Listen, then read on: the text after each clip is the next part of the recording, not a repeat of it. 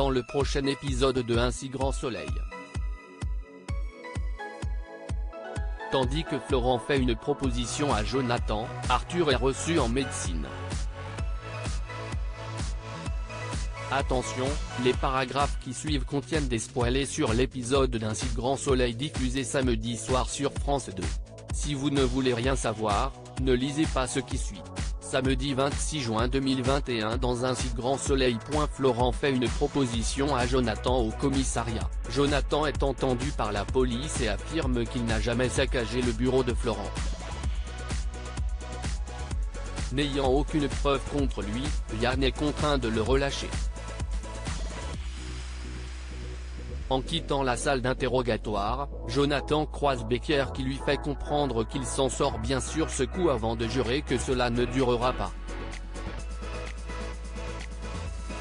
Même s'il se fiche pas mal de ce qu'il se passe entre lui et son frère, le commissaire lui ordonne malgré tout de ne plus approcher Enzo et Kira. Alors que Jonathan rétorque qu'il en a parfaitement le droit, Becker lance que le droit ne lui sera d'aucun secours car à partir de maintenant il en fait une affaire personnelle.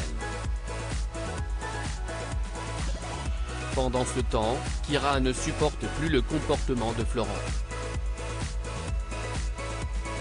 Si Enzo tente de la convaincre que c'est leur oncle qui met tout en œuvre pour détruire son père, l'adolescente estime quant à elle que Jonathan est la victime dans cette histoire.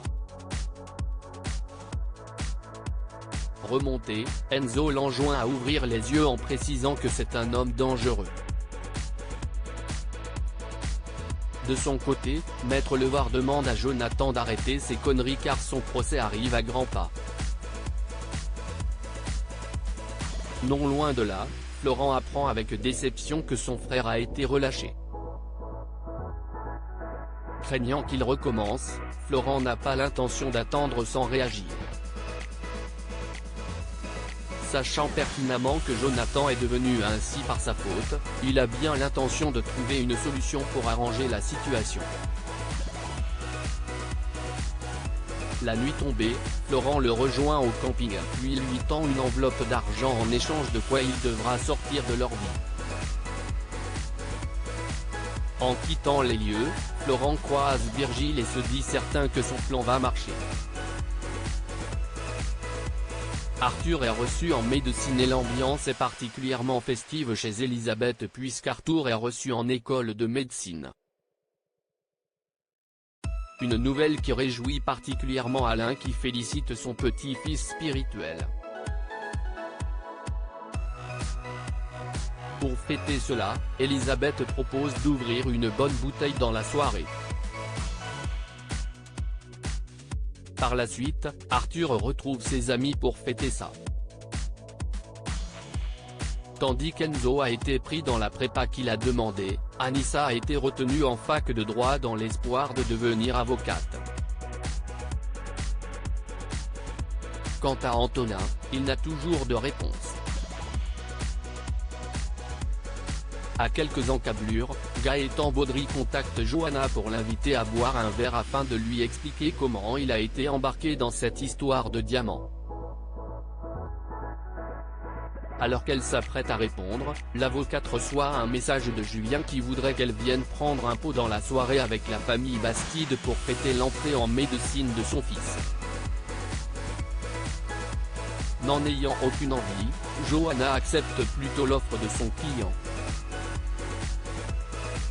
De son côté, Antonin rapporte à Dylan qu'il est en réalité sur liste d'attente et qu'il a seulement eu son second choix qui est à Perpignan. Comme il ne veut pas quitter Anissa, il espère trouver autre chose dans la région. Cependant, Dylan l'encourage à bien réfléchir car c'est son avenir qu'il est en train de jouer. Le soir venu, la famille Bastide est réunie chez Elisabeth. En voyant son ex-femme, Julien déclare qu'elle est magnifique et que l'air de Lozère lui a fait du bien. Et si est dans la bonne humeur que tout le monde se montre particulièrement fier d'Arthur. À plusieurs kilomètres de là, Gaëtan raconte à Jonathan qu'il a rencontré Roger Camendo, un homme qui dirigeait une ONG luttant contre l'exploitation des enfants. Il y a 2 ans, ce dernier a été assassiné par des miliciens congolais qui travaillaient pour les trusts miniers.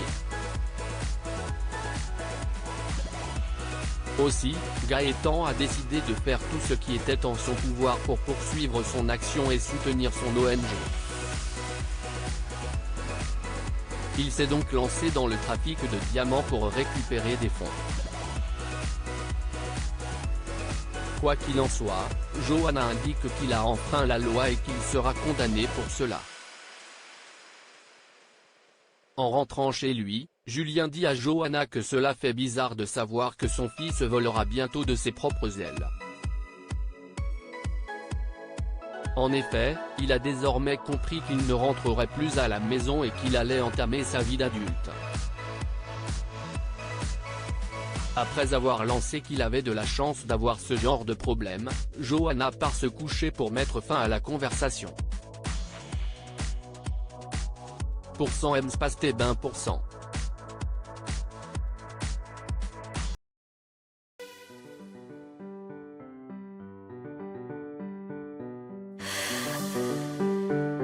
나